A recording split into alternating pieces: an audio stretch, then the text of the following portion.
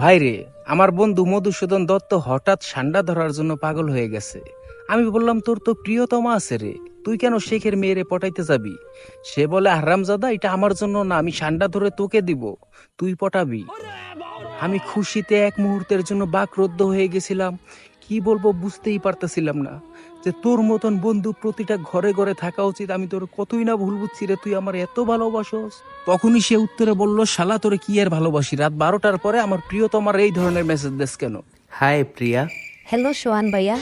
আরে ভাইয়া, what happened? ছাড়ো। মধু আর তোমার রিলেশনশিপ স্টার্টিং কিভাবে হয়? আই মিন, কে প্রপোজ করে প্রথম? আমিই করছিলাম। কি দেখা? হঠাৎ দূর থেকে তোমার গুলুমুলু বন্ধু মধুকে দেখে আমার খুব ভালো লাগে, তারপর ধীরে ধীরে এটা প্রেমে করায়, আর তারপরে তো বাকি সব তুমিই জানো।